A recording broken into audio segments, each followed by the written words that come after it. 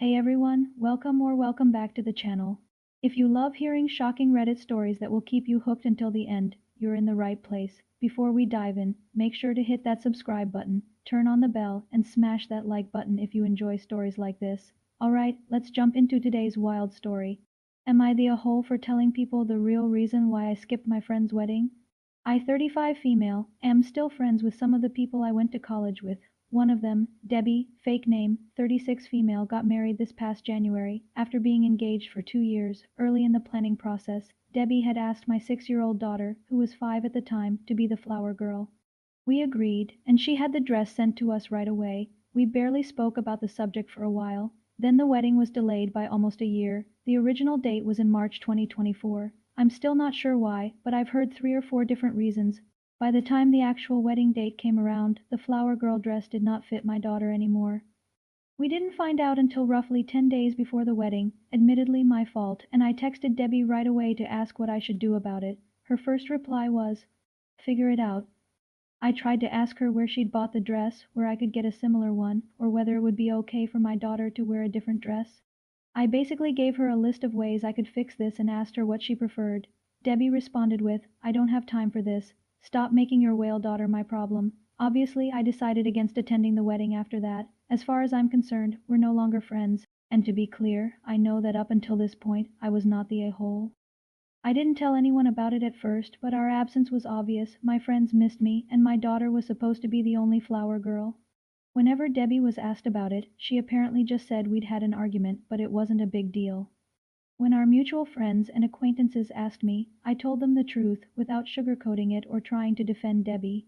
I even showed my friends the text messages that proved everything. Everyone took my side. About a week ago, Debbie called me. She apologized for what she said about my daughter, but told me I have no idea how stressed she was at the time. She said it wasn't fair for her to lose friends over a mistake she'd made when she was under so much pressure. Again, I don't think I was in the wrong for skipping the wedding, but I'm wondering whether I took it too far by telling our mutuals why. Edit. Yes, I know I should have made sure the dress still fit sooner. I already know that was my mistake, and I'm not blaming Debbie for it. That's not what I'm asking about. Update. Hey guys, I wasn't going to update, but a friend of mine brought the situation up a few days ago and I remembered posting here. After my post back in March, I didn't hear anything from Debbie for a while. I did speak to my friends a lot, and they told me that she did continue trying to get them on her side for a while. From what I gather, her story always matched mine. I forgot to make sure the dress fit. I apologized and asked how she preferred I fixed it. She insulted my kid, and as I remember discussing in the comments, whale of a daughter is a better translation. Everyone continued taking my side. Apparently, I wasn't the only one Debbie had problems with before the wedding. My case was just the worst one. There's no doubt that the dress fiasco was my fault. I had a lot going on at the time and several reasons why I forgot to make sure it fit sooner, but no excuse can change the fact that I messed up. But I still don't think giving Debbie options on how I could proceed was the wrong move. I've been a bride before, and I wouldn't want someone else to make a decision about my wedding without giving me the final say, and I can't ignore that her reaction was to insult my daughter.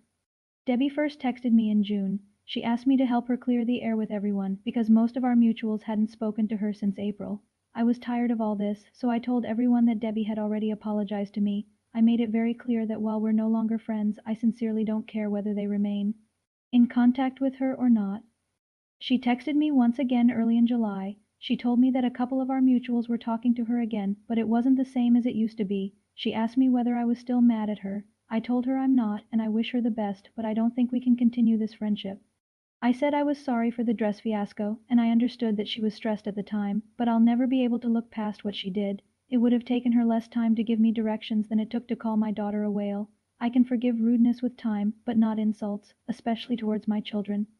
We haven't spoken since. I haven't blocked her, but I have no intention of reaching out again, and I don't think she does either. Some of our mutuals are speaking to her again. Both my best friends from that group want nothing to do with her. I sincerely don't care what anyone does. I won't pretend this never happened, but I've moved on. Like I said, I'm not mad anymore. My daughter will be a flower girl at my cousin's wedding in December, and my family is doing very well. Life has been crazy for a while, but things are finally getting calmer. I won't post here again. Thank you for your time, and thank you guys for sticking around until the end. Tell me your thoughts about this story in the comment section below. Leave a like and don't forget to hit the subscribe button. And I'll see you in the next one. Bye.